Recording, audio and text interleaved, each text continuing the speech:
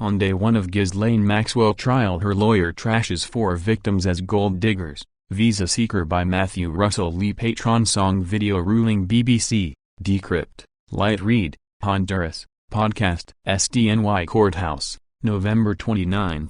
Ghislaine Maxwell, charged with sex trafficking and other charges, faces a November 29, 2021 trial today, after the November 23 final pre-trial conference. Vlog here. On October 29 and again on November 12, Maxwell and the U.S. Attorney's Office for the Southern District of New York filed a flurry of motions in limine, heavily redacted. The government argued that trial exhibits are not public and will be withheld. Inner City Press opposed and opposes the continued secrecy. The entire morning of day one was devoted to the final selection of the jury. Inner City Press live tweeted it here, vlog on way in here, podcast midway through here, midday vlog here, at 2 p.m. The government's opening statement. Inner City Press live tweeted here, then Maxwell's opening, which Inner City Press live tweeted here, podcast here. Maxwell's lawyer Bobby Sternheim, ever since Eve, women have been blamed for the evil deeds of men. Ghislaine Maxwell is not Jeffrey Epstein or any of the other men, moguls and media giants who abuse women. Sternheim, Epstein will be mentioned throughout the trial. He is the elephant in the room. He is consuming this entire courtroom and the overflow courtrooms. You are not here to judge Epstein. You are here to determine if Ghislaine Maxwell committed these crimes. Sternheim, we are proud to represent Ghislaine Maxwell, me and Christian Everdell, Laura Mininger and Jeffrey Pagliuca, pronounced like lasagna, G silent. Sternheim, these witnesses want a jackpot of money. There are 4 accusers. They'll say Ghislaine groomed them. Sternheim, memories fade and become contaminated. Get ready for expert Elizabeth Loftus, who also testified for Harvey Weinstein and others. Sternheim, Jeffrey showed only what he wanted to show. Get ready for Maxwell's halo effect experts. Sternheim, the Epstein Victims Fund did not test the claimant's stories. They got millions of dollars. Ghislaine Maxwell is on trial because of her association with Epstein. She is a scapegoat. AUSA, objection. Judge Nathan, as stated, overruled. Sternheim, Ghislaine is a stand-in for a man who behaved badly. AUSA, objection. Judge Nathan, let me hear from counsel at the sidebar. Non-public whispering. Sternheim returns from the sidebar and says, Ghislaine Maxwell can pilot a helicopter. Her life of luxury is not a crime. You all said you would not be biased by affluence or opulence and your word is your bond. Sternheim, in the 1990s Ghislaine met Jeff Epstein. Sternheim, Epstein had made positive traits. Attractiveness. He radiated what's called a halo effect. Ghislaine became his employee, to administer his real estate like small boutique hotels. Like many New Yorkers, he wintered in Palm Beach. Sternheim, houses require upkeep. Epstein spent time with other women and traveled with them without Ghislaine. The jets were like a Hamptons jitney in the air. Very interesting people on them. Politicians, celebrities, even a former astronaut who became a senator. Sternheim, there will be Jane, Annie, Kate and Carol. They will tell their stories only from memory. But memory, as you will hear, changes. Sternheim, consider the incentive of personal monetary gain. These women were not initially interviewed by investigators with experience. AUSA, objection. Judge Nathan, sustained. Jury will disregard. Sternheim, you decide if they are credible. Sternheim, Epstein was a manipulator. He had no children. He had no boss. But he attracted these rich and famous people. Before his fall from grace, he was a 21st century James Bond. His mystery has stirred interest and his accusers have shaken the money tree. Sternheim, Epstein traveled with an entourage but kept parts of his life locked up. Other manipulators, lawyers, media and money have impacted the memories you'll hear. Civil lawyers targeted clients and primed them. Objection. Judge Nathan, just a moment. Grounds. Another whispered sidebar. Maxwell drinks from a water bottle. Straighten her glasses. She does not go up to the bench with Sternheim. In the 2D row, new U.S. Attorney Damian Williams, being whispered to by senior AUSA Tom Mackay. Sternheim is back. For people to receive money from the Epstein Fund, they receive more if they cooperate with the government. These witnesses have gotten money, lots of money. Sternheim, the Epstein Fund has many of the same administrators as the 9/11 Fund. But for 9/11, There was hard proof. Let's talk about Jane. Yes, she was and is a talented singer, and Epstein, a patron of the arts and a supporter of young talent, sponsored her. Sternheim. After Epstein died, when money was on the line, Jane hired a lawyer and became a client. They got in touch with the government because it would help with her monetary claim. Sternheim. Jane is now on a soap opera. She got $5 million from the Epstein Fund. Consider that. And this, about Annie. Her sister is an artist. She came to NY when she was 16 and met Epstein. Ghislaine was not in the country. Long sidebar. U.S. Attorney Damian Williams has left the courtroom. Sternheim. Annie will tell you she stopped writing in her diary before the events in NM. Annie is a 41-year-old psychotherapist who only met Ghislaine once. In NM, she promotes herself as a victim. Sternheim. She will say she's scarred. But why did she keep the boots Epstein gave her? They are well worn. She was awarded $1.5 million. Let's talk about Kate. She has admitted she is ambitious. She was involved with an older British gentleman. Sternheim. She eagerly spent time with Epstein. Her emails to Epstein continued a relationship with him for over a decade. When he was in jail, she sent him pictures of herself. Kate is a 44-year-old former actress and socialite from the UK. Sternheim. She came on an entertainment visa, but she is no longer in the entertainment field. She got $3.25 million. She is also seeking assistance from the government to help her get a visa, a special visa for U.S. witnesses. Sternheim. The last accuser. She had a dangerous lifestyle, using drugs. This is 2002. Carolyn was introduced to Epstein by Virginia Roberts, who was paid to recruit for massages. This is for the trafficking charges 5 and 6. This had nothing to do with Ghislaine. Sternheim. She sued Epstein and his assistant, but not Ghislaine. Ghislaine had not come up in the interview in 2007. It was Caroline who groomed and trafficked for Epstein. But when he died, her story changed to include Ghislaine. She got $3.5 million minus $40,000. Sternheim. We are not here to smear anyone, just to test the government's proof. In NY the age of consent is 17. For trafficking, the age of consent is 18, but for Carolyn, the charges will not be proven. Sternheim. The government is trying to stitch together 4 different stories, but the only common denominator is they got big payouts. These are paper cutouts. The charges are not supported. Sternheim. Jeffrey Epstein is not here. Ghislaine is here. You have the power. Find Ghislaine not guilty. Judge Nathan. Thanks. 10-minute break. Then first U.S. witness. On November 23 there was a final pre-trial conference, and Inner City Press live tweeted it here. Podcast here. Likewise, Inner City Press opposes censorship by the UN, which after it tasked UN Sec General Antonio Guterres, head of partnerships Amir Dossal was on the board of Maxwell's Terramar Foundation, was roughed up and banned from the UN. Summary here. Quinn Emanuel lawyers letter Q&A here.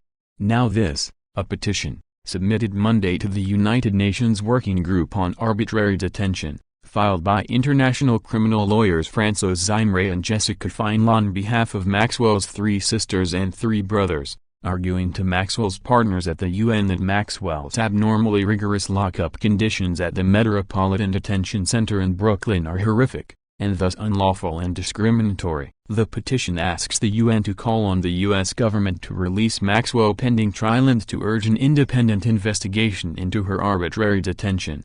This while the UN active covers up its own peacekeepers' child rapes. This is ghoulish. On November 15, Judge Nathan held a conference about jury selection. Inner City Press live tweeted here, and podcast here. On the morning of November 16, Judge Nathan questioned prospective jurors. Inner City Press live tweeted here, podcast here. November 16 afternoon here. Late on November 16 it emerged that Judge Ali Nathan is being nominated for elevation to the 2nd Circuit Court of Appeals by Senator Chuck Schumer. She said, "If I am nominated I will continue to do my day job, which means presiding over this trial until completion and handling the hundreds of other civil and criminal matters on my docket." So it appears she would complete the Maxwell trial, but any sentencing? Would she follow 2D Circuit Judge Richard J. Sullivan in keeping some SDNY cases? As noted, Judge Sullivan is still rightly allowing call-in lines to in-person cases. Here, podcast here. Watch this site. On November 17, Jury selection continued with questions of seized phones, jail conditions, and the death of Epstein. Inner City Press live tweeted here, podcast here. On the afternoon of November 17th, it continued, Inner City Press live tweeted here, podcast here. Jury, pre-selection ended on the morning of November 18th. Inner City Press live tweeted here, with so much of the case, and so many of the victims, far from Epstein's Manhattan townhouse, in Florida, the Caribbean, New Mexico, the UK and by private jet in Africa, the lack amid COVID of a listen-only call-in line during the trial proper would be all the more unfortunate. On October 29th, after the flurry of redacted motions, Inner City Press filed formal requests with SDNY District Judge Allison J. Nathan, on document cloud here. On November 12th, while Maxwell and Dodge still redacting and a notice that after 50 people, no more would be admitted even on November 15th, Inner City Press filed again. This time, both letters were docketed, appreciated, but denied. Letter on court listener here. Endorsed letter as to Ghislaine Maxwell addressed to Judge Allison J. Nathan from Matthew Russell Lee, dated October 29, 2021, re. Timely opposition to blanket requests to seal portions of motions in limine, trial exhibits, public access. Endorsement. The court received the attached letters via email. This district no longer permits public access by telephone for in-court criminal proceedings, including trials. The memorandum can be found here. The court's public access orders for all proceedings in the case can be found here. The court has implemented a procedure for docketing filings with proposed redactions and is ruling on the proposals as expeditiously as possible. CDKT, number 401, so ordered. Signed by Judge Allison J. Nathan on November 12, 2021. Earlier on November 12, Inner City Press called into, and reported on, a January 6 case in the district for the District of Columbia, and even other in-person criminal matters in the SDNY. For November 15, only 50 people will be allowed in. Meanwhile, for example, the Kyle Rittenhouse in Wisconsin State Court is on YouTube. While engaged and appreciative on the federal SDNY beat, we'll have more on this. Here was from the October 29th request, re. U.S. v. Maxwell, 20 CR 330, AJN. Timely opposition to blanket requests to seal portions of motions in limine, trial exhibits, public access. Dear Judge Nathan, on behalf of Inner City Press and in my personal capacity, I have been covering the above-captioned case. This concerns in the first instance the flurry of motions in limine filed earlier this evening, replete with redactions justified by a conclusory reference to Lucas v. Pyramid Company of Onondaga, 435 F.3D 110, 2D Sir. 2006. The government's justifications for redaction, docket number 399, docketed at 10:06 p.m. on Friday, October 29, cites Lucas then says the government also seeks sealing of trial exhibits, which are not public. Inner City Press immediately opposes this. As one example within this motions of limine, the government has redacted the entirety of its argument X, even the title and the page number. And as to trial exhibits, see for example Judge Jed S. Rakoff's order in U.S. v. Wigand, 20 CR 188, JSR. Here, there, Judge Rakoff ordered the U.S. Attorney's Office to make trial exhibits available to the public at large. While this was done, belatedly, in U.S. v. Parnas, it was refused in the current U.S. v. Cole. It cannot be refused in this case. Also, Inner City Press understands that the listen-only call-in telephone lines available so far in the case, there may be an attempt to discontinue them. The court should take judicial notice of continuing COVID-19 issues, including people's understandable concerns about congregating even in so-called overflow rooms. Be aware that the District for the District of Columbia still allows public phone access to all criminal proceedings, even those held in person. That should happen here. The loss of First Amendment freedoms, even for a short period of time, unquestionably constitutes irreparable injury. Elrod v. Burns, 427 U.S. 347, 373, 1976. Inner City Press will cover the trial, and all that comes before and after it. Court case cast and Song I, Song 2, Song 3, 5th Song and now November 27th Song. On October 18 the U.S. Attorney's Office opposed their request, saying that the voir dire questions should be asked by Judge Nathan, and that there should only be sidebars on sensitive questions such as those that relate to sexual abuse and media exposure. Full letter on Patreon here. In a conference on October 21 on that as scheduling issues, Judge Nathan denied the request to seal. Inner City Press Live tweeted it here. Podcast here. On October 22 the draft jury questionnaire was unsealed and Inner City Press has immediately published it on its document cloud here, including have you or a family member ever supported, lobbied, petitioned, protested, or worked in any other manner for or against any laws, regulations, or organizations relating to sex trafficking, sex crimes against minors, sex abuse or sexual harassment? Photo here. After the death of Jeffrey Epstein in the MCC prison, on July 2 acting U.S. Attorney for the SDNY Audrey Strauss announced and unsealed an indictment of Maxwell on charges including sex trafficking and perjury. Inner City Press went to her press conference at the U.S. Attorney's Office and asked, doesn't charging Maxwell with perjury undercut any ability to use testimony from her against other, bigger wrongdoers? Periscope here at 23:07. Strauss replied that it is not impossible to use a perjurer's testimony, but how often does it work? At 3:30 p.m. on July 2 Maxwell appeared in the U.S. District Court for the District of New Hampshire, before Magistrate Judge Andrea K. Johnston. Inner City Press Live tweeted it here. Also Live tweeted bail denial of July 14. Here, in the July 3 media coverage of Maxwell, media all of the world used a video and stills from it of Maxwell speaking in front of a blue curtain, like here. What they did not mention is something Inner City Press has been asking the UN about, as under UNSG Antonio Guterres with his own sexual exploitation issues, exclusive video and audio, it got roughed up and banned from the UN. Ghislaine Maxwell had a ghoulish United Nations press conference, under the banner of the Terramar Project, here. On July 5. After some crowdsourcing, Inner City Press reported on another Ghislaine Maxwell use of the United Nations, facilitated by Italy's permanent representative to the UN official Nikhil Seth and Demir Dossal, who also let into the UN and in one case took money from convicted UN briber Englap Singh, and Patrick Ho of Seth China Energy, also linked to UN Secretary-General Antonio Guterres. At the Ghislaine Maxwell UN event, the UN Deputy Secretary-General was directly involved. List of, some of, the participants on Patreon here. Inner City Press has published a phone of Maxwell in the UN with Dossal, here, but the connection runs deeper. Dossal with 25 years of UN involvement was on Terramar's board of directors, one of only 5 directors, only 3 not related to Maxwell by blood and name.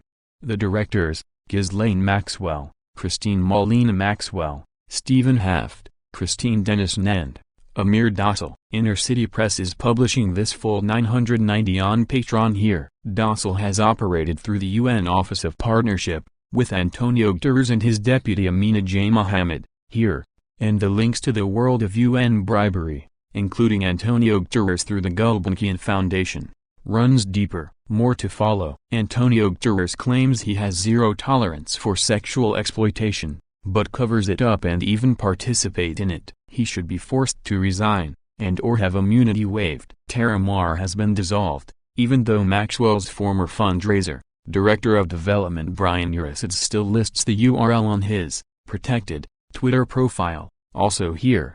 But now Inner City Press has begun to inquire into Ghislaine Maxwell's other United Nations connections, starting with this photograph of another day's, or at least another outfit's, presentation in the UN, here. While co-conspirator Antonio Guterres has had Inner City Press banned from any entry into the UN for 2 years and a day, this appears to be in the UN Economic and Social Council, ECOSOC, chamber. We'll have more on this, and on Epstein and the UN. Watch this site. The case is US v. Maxwell, 20 CR 330, Nathan, 20. To find out more, please follow the links on screen and in the description. Together, let's make sure justice is served.